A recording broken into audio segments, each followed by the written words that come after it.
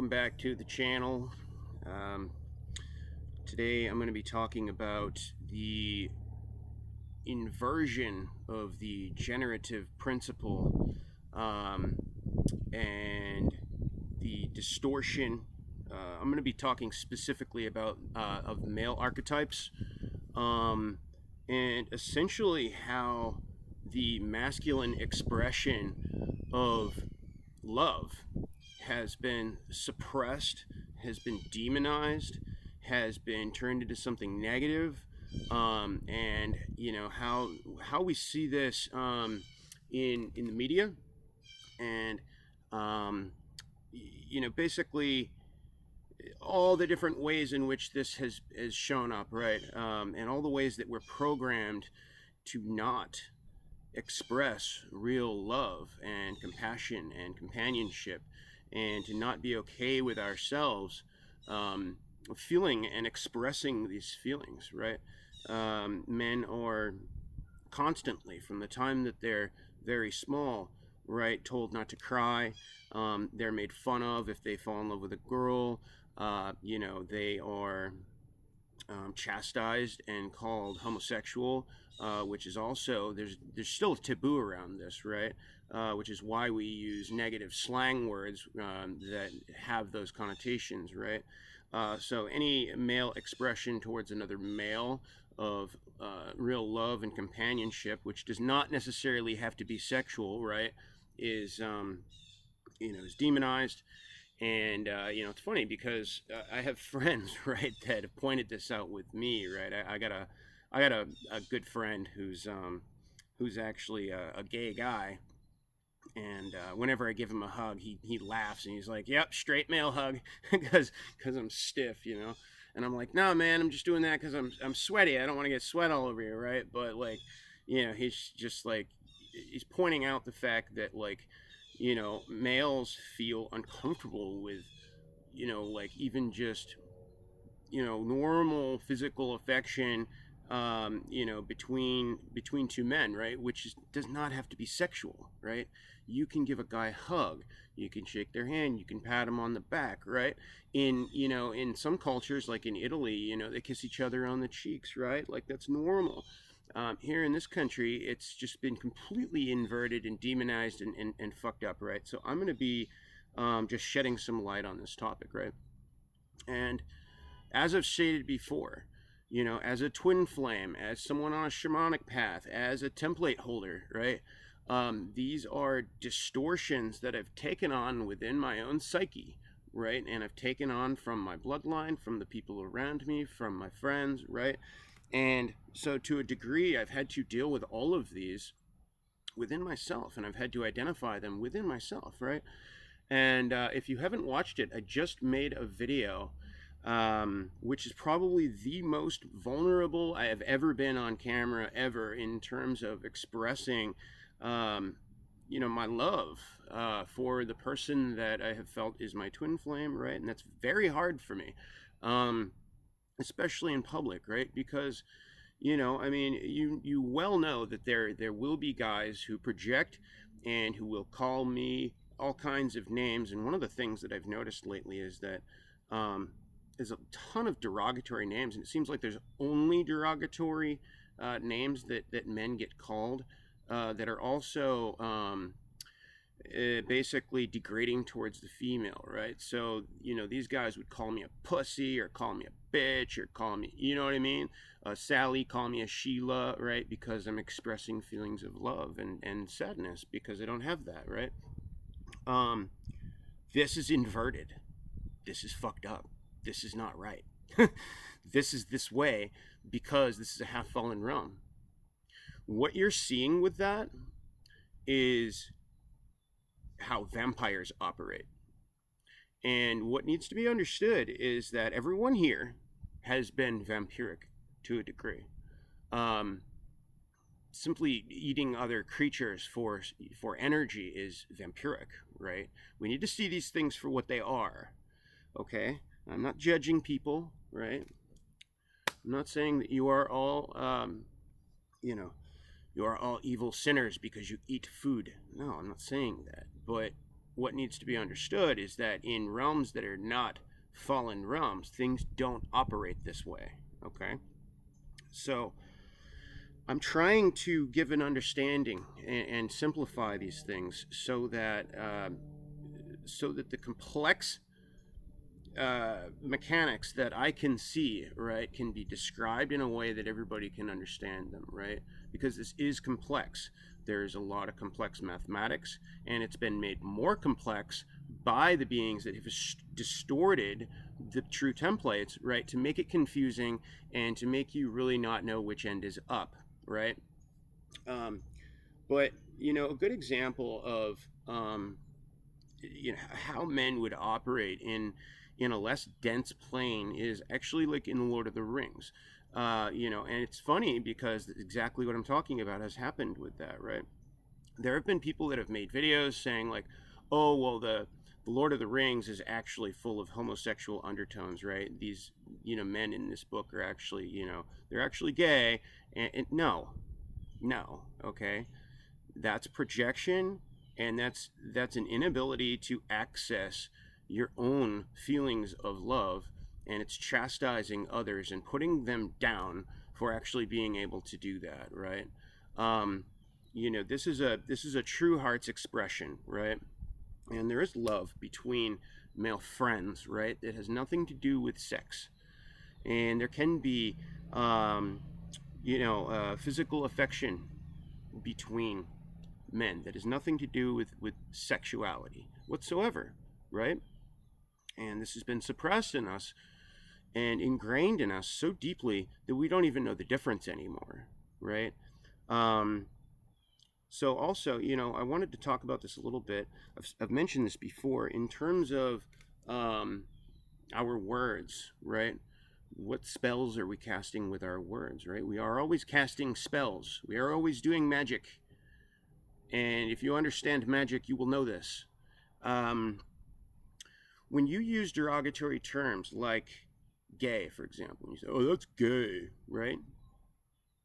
You have to understand that the vibration that you are projecting outward, right, is basically, you know, saying, I don't like that, right? I hate that. I hate being gay, right? Well, your brain, your subconscious mind knows all the definitions of that word. Well, what's one of the major definitions of that word? To be happy and joyous, right? So you are essentially programming yourself and everybody around you when you say that to associate being happy and joyous with something negative. This is the way it works. And this is what people are doing to each other unconsciously, right? Because we haven't had a light shown on these things. Likewise, you know, with sex, very specifically, I've talked about this a lot. But now, I mean, children very, very young are being exposed to high-speed internet porn, and 95% of the sex out there is basically, you could call it vampiric. It's satanic, right? It's not an expression of love. It is sexuality that is an expression of the base, right, of the lower chakras, of mainly the two lower chakras, but you know, the third can enter as well in terms of you know, emotional expression, right? But it's like it's violent, it's degrading, it's you know, it's animalistic, it's mechanical, right? And people are not taught how to engage in a sacred sexual union where all the chakras are firing, right? All the cylinders are firing, right? They don't even know what they're missing. They have no idea what they're missing, right? And, you know, one of the ways in which they kind of turn people to the dark side is that there is something basically called like a negative ascension, right? And a good example of occult programming in this regard is the series of movies that Disney made, Maleficent, right? What they've done is they've inverted the archetypes, right? So Maleficent is essentially a demon, right? And they have essentially shown you what that being would be like if they were in the highest expression of the Luciferian false light realm, right? In which, there is sort of like a pseudo love there, and there is, emotion there, and, those beings can act in ways like Maleficent does in the movie, right? Which are not, are not terrible, right? But it's an inversion. You got to understand what we're dealing with here. And so you'll see this, with sex as well. What's happened is that essentially you're removing the heart from these types of beings, people that end up being like satanic or Luciferian, right? They're vampires, right? You can become a really lighthearted, like awesome vampire, right? Which is what these false light gurus have done as well. And the whole New Age thing is a new Luciferian psyop. You gotta understand the difference, and that's why I advocate watching Sethicus Boza's channel a lot. Wow, I'm surrounded by vampires right now. There's like 300 mosquitoes here. I'm gonna keep going. So, yeah, I had a lot that I was gonna try to unpack in this video. I'm slightly distracted. Let me move inside and keep going here.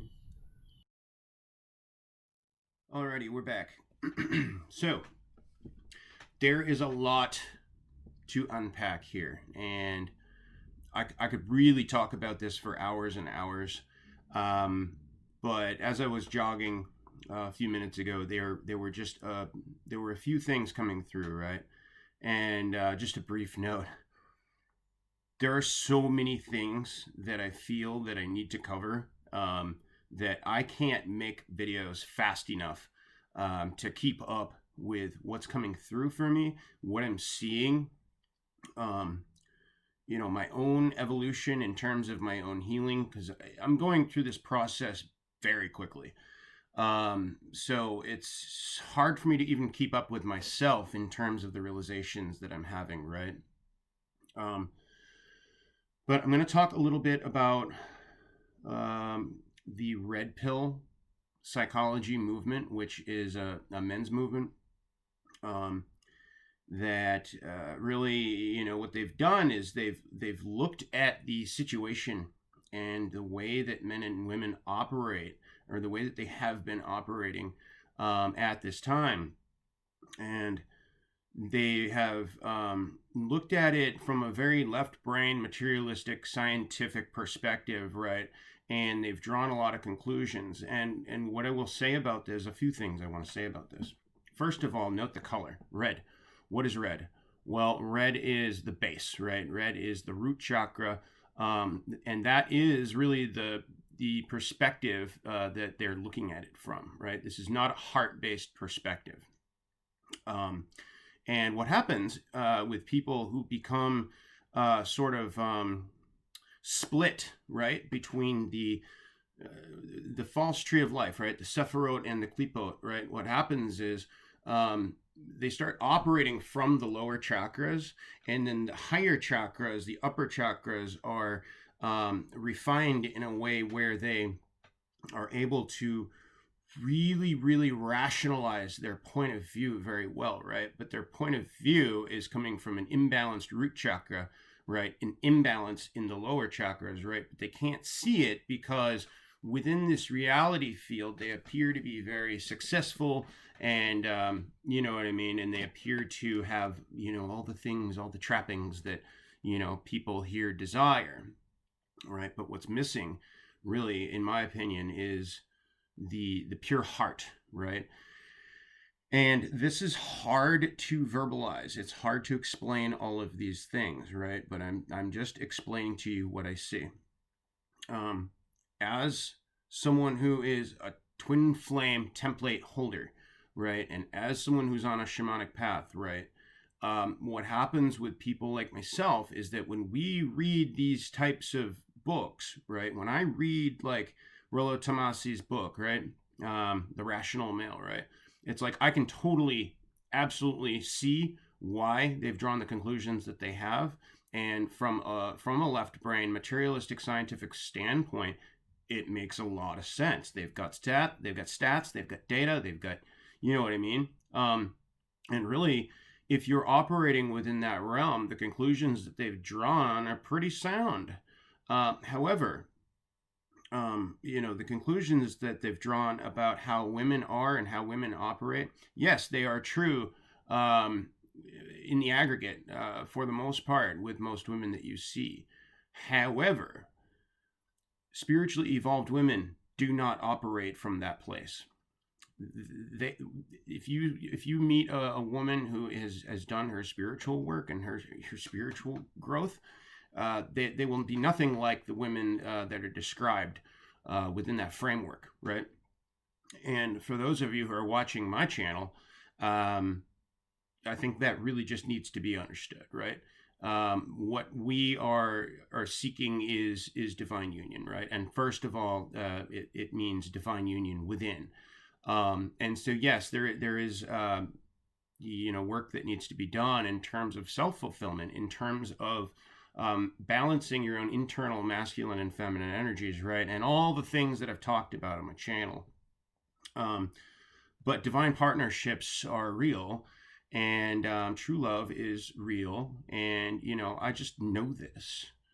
I don't care what anybody's book says. I don't care what's going on out there with the common folk, with the average person, because the average person is very much still asleep and operating within the matrix. And it doesn't matter to me how many people think something, or data or stats, right? Like, I'm going to have what I know exists and is available to me after I do my alchemical work, right? And nobody's going to tell me differently.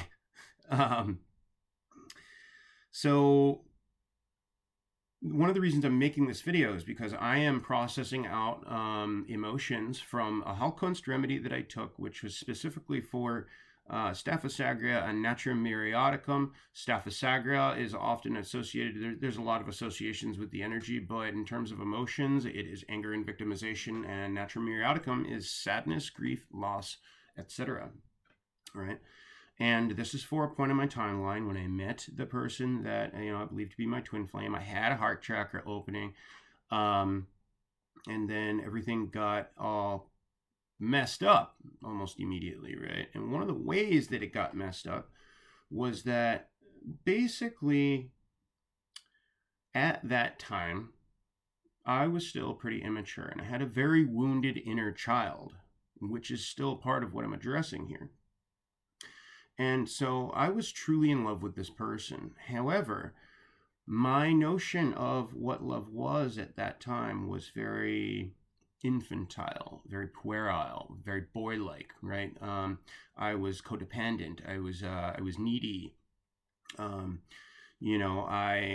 was very, very, I got very attached very easily. I was controlling, right? There was just a lot of distortions that I had, right, in the template that I was operating from. And likewise, the people around us had many, many distortions, right? And so what happened was that essentially, because I felt that strongly for her, and because I'm someone who can't keep my mouth shut, I told basically some of the people around me how I felt, right? And that was quickly distorted through gossip, and eventually it turned into, I still don't know what was said, but essentially it was something along the lines of me being dangerous somehow. And they were saying things about me that, they were saying that I was going to do things and saying certain things that, were just, it would have, if I was her and thought that those things were true, it would have freaked me out too, right? I mean, they were telling her stuff like I was moving to Florida because, I was going to marry her someday and all this other stuff, right? And that was not what was said at all. But, it's neither here nor there, right? But the anger was there, right? It was like I felt betrayed. I felt really sad. I didn't understand why she stopped talking to me. Nobody told me anything, right? So I'm just sitting there like, like I fell in love with this person. I didn't do anything wrong. I didn't say anything wrong to her. And I wrote her like a love letter, and, at the time, as I've said, she was in the masculine energy more. And she was very much attracted to and kind of friends with a lot of very, very immature, imbalanced guys. And so what they did was they essentially made fun of me, for having those feelings, called me a pussy, they thought I was gay, all this other stuff, right? And it was really, really fucking hurtful. And I'm over it now, but some of the emotions are still. Trauma is cyclical, right? So there will have been other events in my life that have had that same pattern, right? That same signature. And so all these things still need to be processed out, right? It's not something I think about all the time. It's not something I bring up. It's not something that, it doesn't bother me. But when you're doing a Occult cleanse remedy, what will happen is it will bring all of that to the surface. And that's what's going on with me right now, right? And that's why I'm having all of these insights and processing things, right? So I'm sharing that with you guys because this is the work. This is my work. This is what I'm doing. Your work may look different. But essentially, if you're on a twin flame path, this is what we're here to do. We're here to shed a light on these distortions and to correct them, right? And to anchor in new divine templates, essentially, right? So part of that is, true love, right? It's a divine partnership in a balanced, healthy, mature, spiritually mature way, right? Which is not, it's not controlling. It's not attached. It's not it's not a lot of the things. It's not codependent, and it's funny because she actually sent me a piece of writing one time by Kahlil Gibran. Go read Kahlil Gibran on marriage. I will put a link in the description. But she sent this to me, right? And it's spot on, man. Something like the oak and the cypress do not grow in each other's shade. It's like you want someone to walk next to. So anyway, I'm clearing these distortions within myself, right? I have to say this over and over again because people just don't get it. I'm not coming at this with an expectation of that person doing anything, right? If she never talks to me again, I will be fine. But it did have a profound impact on my life meeting her, and there has been this dance going on for the last 6 years, and I still have emotions around it, and this is part of what I'm here to do, and so I'm doing it, and I'm going to talk about it, and I don't care what it looks like to anybody, including her. If she communicated something to me and told me she didn't like me talking about it, then I would take that into consideration. But she doesn't say a goddamn thing to me, so until I'm told otherwise, I'm gonna do what the fuck I want. If there's any kind of boundary set, and whatever, then I will respect that. But I don't think I'm doing anything wrong. I'm not really saying anything negative. I'm sharing my experience. I've never told anybody her name on here. Nothing that could give her away. So it's whatever, right? This is my story. And I hope that it's helpful in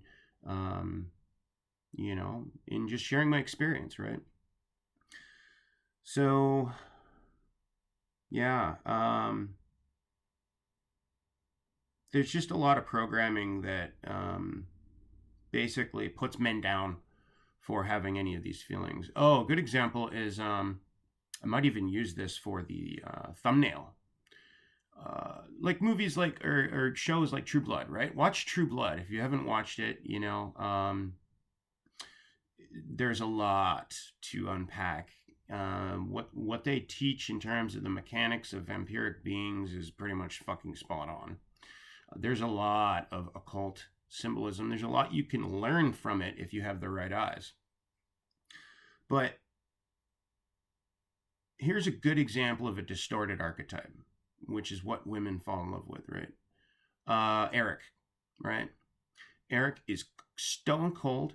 He's aggressive. He's violent. He is manipulative. He's deceitful.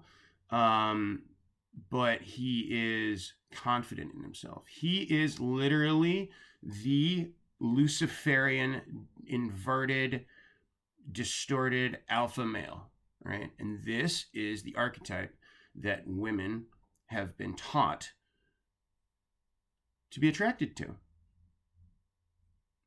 You know, I've watched it my whole life. You know, guys who have real heartfelt feelings, who express emotion, right, which does not make them weak, by the way, are looked at as weak, and they're looked at in a negative light. And, you know, women will reject guys like that, who would probably be good for them, and they will go fuck the meth dealer biker. Almost every time. I've watched it my whole life. This is a distortion. Now, people in the red pill community would argue that this is our biology. That is not correct. It has been our biology. It has been part of the template here, but that's because the templates have been distorted on a DNA level. Okay, the archetypes have been distorted, and we've been programmed through Hollywood to value certain characteristics. And those same characteristics are then demonized, which is why, you know, essentially feminists demonize and attack anything masculine. They don't understand the difference between healthy, strong masculinity and a real alpha, what a real leader is, what a real generative male is, and the toxic masculine. They can't tell the difference because their perception is distorted by rage and anger and victimization, right? And this holds true for the MGTOW community as well. They look at women with a distorted lens, right? So there is responsibility on both sides. I am not pointing at any one group and saying it's their fault. It is all of our faults, and it is all of our responsibility to correct these distortions, right? And really the way that we do that is by anchoring in these higher frequencies and in aligning the ego with the higher self, right? Rather than taking the left-hand satanic distorted path and trying to make the lower ego into a living god, which, you know, basically involves unending hedonism and, you know, these types of behaviors, right? Which is also where, you know, you see these spiritual people in the New Age, right? There was a guy who came and gave a lecture a few years ago. This guy is not in good shape now, by the way, and stands to reason why. This guy was telling us all basically we should have sex with everybody, and that, you know, we should go to orgies and, you know, free love and all this other stuff, right? That's a distortion, you know, straight the fuck up, right? A truly evolved spiritual being in alignment with their higher self, in alignment with source, doesn't act that way. End of fucking story. So, yeah. And that, you know, when they paint that as being all love and light, right? That type of behavior, that's Luciferianism. That's Luciferian dogma and doctrine. I'm trying to show you guys. But, you know, it's just like nobody gets this stuff. You got to understand this if you're going to discern between the true ascension path and the false light ascension path. Needs to be understood. We need to get our shit together. And the people who do know the difference, you need to start speaking up. So, I'm going to be done. Thanks for watching, guys. Hope you enjoyed the video. Hope this was helpful. I will be doing more on like Disney occult programming. Again, I got so much to say that I can't keep up. I spend all of my time working. Right now, I'm focusing on learning the tarot so I can do readings. You know, but I want to make sure that I understand it thoroughly and that I understand how I'm using my energy And, you know, I want to make sure that I'm doing all of these things responsibly. I will not be doing collective readings. I will talk about that again because there is some nuance that I've talked about collective readings in my previous video. And I want to go into a little nuance because I don't think that they're all necessarily bad. There are a lot of predatory tarot readers in the Twin Flame community. There are a lot of shitty things going on. But I don't think that all of the readers that are doing collective readings are necessarily doing everyone a disservice. But this is all nuanced, and you know, this is why we have to have these discussions, right? We need to go into the nuance. We need to go, we need to be nuanced with our ethics, right? And this is something that I'm learning, and things are changing a little bit as I progress. So. Yeah, just going to continue here. Hope you enjoyed the video. Have a good day, everybody. I'll talk to you again soon. Hope you guys don't mind. I just, lately, I feel like singing. So I'm going to sing again. I'm going to pull up the lyrics here and make sure I don't get this wrong. Let's see. This one's called When I Hear Your Name. This is a panty dropper anywhere in the Bible Belt. Let's see. Okay.